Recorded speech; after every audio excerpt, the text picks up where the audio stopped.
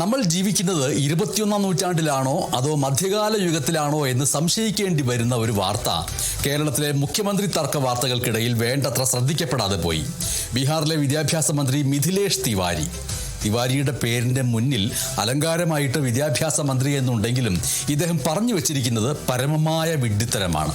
പെൺകുട്ടികൾ എന്തിനു പഠിക്കണം, അവർ വീടിൻ്റെ 4 ചുവരുകൾക്കുള്ളിൽ കഴിയേണ്ടവരാണ് എന്നാണ് അദ്ദേഹം പറഞ്ഞിരിക്കുന്നത്.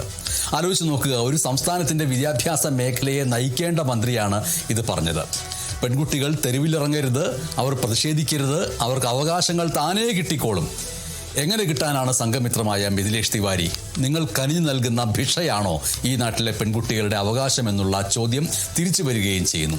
ഇത് പറയുമ്പോൾ നിങ്ങൾ BJPയുടെ MLA ആണ്, നരേന്ദ്രമോദി ബേട്ടി ബച്ചാവോ ബേട്ടി പഠാവോ എന്ന് നാടുനീളെ വിളിച്ചു പറയുമ്പോഴാണ് അദ്ദേഹത്തിൻ്റെ തന്നെ പാർട്ടിയിലുള്ള ഒരു മന്ത്രി പെൺകുട്ടികൾ പഠിക്കേണ്ട എന്ന് പരസ്യമായി പറഞ്ഞിരിക്കുന്നത്. ഇതിനെയാണ് ഇരട്ടത്താപ്പ് എന്ന് വിളിക്കുന്നത്. ഉള്ളിലിപ്പ് അതാണ്. പുറത്ത് നാരീശക്തി എന്ന് പറയുകയും അകത്ത് സ്ത്രീകളെ അടിമകളാക്കി വയ്ക്കാൻ ആഗ്രഹിക്കുകയും ചെയ്യുന്ന ആ പരിവാർ അജണ്ടയാണ് ഇവിടെ പുറത്തു വന്നിരിക്കുന്നത്. ഈ പ്രസ്താവന കേൾക്കുമ്പോൾ നമുക്ക് പെട്ടെന്ന് ഓർമ്മ വരുന്നത് ആരെയാണ്? അഫ്ഗാനിസ്ഥാനിലെ താലിബാനെയാണ്. അവിടെയും അവർ പറയുന്നത് ഇത് തന്നെയാണ്. പെൺകുട്ടികൾ സ്കൂളിൽ പോകേണ്ട, അവർക്ക് വിദ്യാഭ്യാസം വേണ്ട, അവർ പുരുഷന്റെ നിഴലായിട്ട് വീടിനകത്ത് ഇരുന്നാൽ മതി എന്ന്. മിഥിലേഷ് തിവാരിയുടെ ചിന്താഗതിയും താലിബാന്റെ ചിന്താഗതിയും തമ്മിൽ എന്തെങ്കിലും വ്യത്യാസമുണ്ടോ? വേഷത്തിൽ മാറ്റമുണ്ടാകാം, ഭാഷയിൽ മാറ്റമുണ്ടാകാം, പക്ഷേ സ്ത്രീ വിരുദ്ധത എന്ന കാര്യത്തിൽ അവരെല്ലാവരും ഒരേ തൂവൽ പക്ഷികളായിട്ട് മാറുകയാണ് ചെയ്യുന്നത്. സംഘപരിവാർ രാഷ്ട്രീയത്തിന്റെ അടിസ്ഥാനം തന്നെ മനുസ്മൃതിയിൽ അധിഷ്ഠിതമായിട്ടുള്ള സ്ത്രീ സങ്കല്പമാണ്. സ്ത്രീകൾക്ക് സ്വാതന്ത്ര്യം പാടില്ല എന്ന് പണ്ട് പറഞ്ഞു വെച്ച ആ പഴയ പുസ്തകത്തിലെ വരികളാണ് മിഥിലേഷ് തിവാരിയുടെ നാവിലൂടെ വരുന്നത്. നാരീശക്തി എന്നത് ഇവർക്കൊക്കെ ഒരു തെരഞ്ഞെടുപ്പ് മുദ്രാവാക്യം മാത്രമാണ്. സ്ത്രീകൾ പ്രതിഷേധിക്കാൻ ഇറങ്ങിയാൽ ഇവർക്ക് പേടിയാണ്. കാരണം വിദ്യാഭ്യാസം ലഭിച്ച ബോധമുള്ള സ്ത്രീകൾ ചോദ്യങ്ങൾ ചോദിച്ചുകൊണ്ടേയിരിക്കും. ആ ചോദ്യങ്ങളെയാണ് ഈ മന്ത്രിയെ പോലെയുള്ളവർ ഭയപ്പെടുന്നത്. അതുകൊണ്ടാണ് പെൺകുട്ടികൾ വീടിനുള്ളിൽ ഇരിക്കണം എന്ന് ഇവർ നിരന്തരം ആജ്ഞാപിച്ചുകൊണ്ടിരിക്കുന്നത്, പല രൂപത്തിൽ, പല ഭാഷയിൽ. ഏറ്റവും വലിയ വൈരുദ്ധ്യം എന്താണ് എന്നറിയാമോ? ഈ മിഥിലേഷ് തിവാരി ഒരു അധ്യാപകനായിരുന്നു എന്നുള്ളതാണ്. സാമ്പത്തിക ശാസ്ത്രത്തിൽ ബിരുദമുണ്ട്, സ്വന്തമായിട്ട് കോച്ചിങ് സെന്റർ നടത്തിയിരുന്ന ആളാണ്.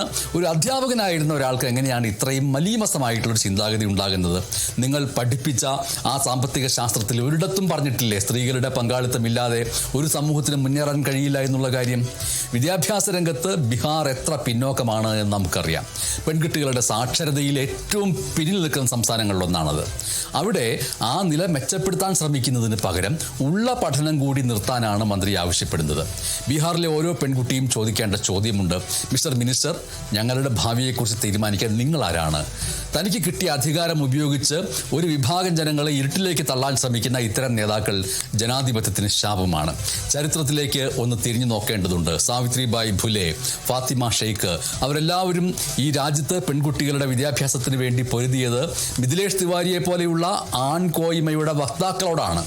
അന്ന് മിഥിലേഷ് തിവാരിയുടെ കൂട്ടത്തിൽപ്പെട്ടവർ വിദ്യാഭ്യാസം നേടാൻ ശ്രമിച്ച പെൺകുട്ടികളെ കല്ലും ചാണകവും എറിഞ്ഞാണ് നേരിട്ടത്. ഇന്ന് ചാണകത്തിനും കല്ലിനും പകരം അധികാരത്തിൻ്റെ രൂപത്തിൽ അത് പ്രസ്താവനകളായിട്ട് വരുന്നു എന്ന് മാത്രമേ ഉള്ളൂ.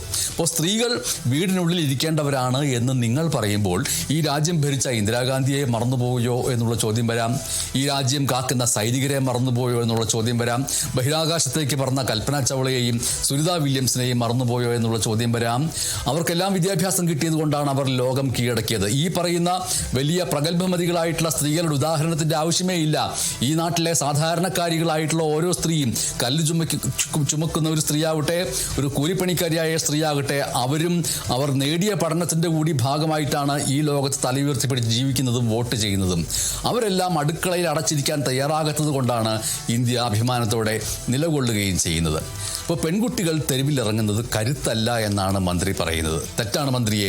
പെൺകുട്ടികൾ തെരുവിലിറങ്ങുന്നത് അവകാശങ്ങൾ സംരക്ഷിക്കാനാണ്. അധികാരികൾ അന്ധരാകുമ്പോൾ ജനങ്ങൾ തെരുവിലിറങ്ങും. അതാണായാലും പെണ്ണായാലും. അതാണ് ജനാധിപത്യത്തിൻ്റെ യഥാർത്ഥ സൗന്ദര്യം എന്ന് പറയുന്നത്. ആ സൗന്ദര്യം ബീഹാർ മന്ത്രിക്ക് മനസ്സിലാകില്ല. കാരണം അദ്ദേഹത്തിൻ്റെ കണ്ണട വർണ്ണാന്തത ബാധിച്ചതായിട്ട് കരുതേണ്ടി വരും. മിഥിലേഷ് തിവാരിയോടും അദ്ദേഹത്തെ ചുമക്കുന്ന BJP നേതാക്കളോടും ഒന്നേ പറയാനുള്ളൂ, ജനങ്ങൾ നിങ്ങളെ തെരഞ്ഞെടുത്തത് പെൺകുട്ടികളുടെ ചിറകരിയാനല്ല, അവർക്ക് ആകാശങ്ങൾ സമ്മാനിക്കുന്നതിന് വേണ്ടിയാണ്. അതുകൊണ്ട് ഈ പ്രസ്താവന പിൻവലിച്ച് പരസ്യമായിട്ട് മാപ്പ് പറയാൻ മന്ത്രി തയ്യാറാകണമെന്ന് സൂചിപ്പിക്കട്ടെ. വിദ്യാഭ്യാസ മന്ത്രിയുടെ ഇരിപ്പിടത്തിൽ ഇരുന്നു കൊണ്ട് അന്ധവിശ്വാസവും അസമത്വവും പ്രസംഗിക്കുന്നവർക്ക് ആ കസേരയിൽ ഇരിക്കാൻ അർഹതയില്ല. ബീഹാറിലെ പെൺകുട്ടികൾ പഠിക്കും, അവർ പോരാടും, അവർ ലോകം കീഴടക്കും. നിങ്ങളെപ്പോലെയുള്ള എത്ര മന്ത്രിമാർ വന്നാലും ആ ജ്വാല അണയ്ക്കാൻ കഴിയില്ല എന്ന് മാത്രം പ്രതീക്ഷ പ്രകടിപ്പിച്ചുകൊണ്ട് നന്ദി.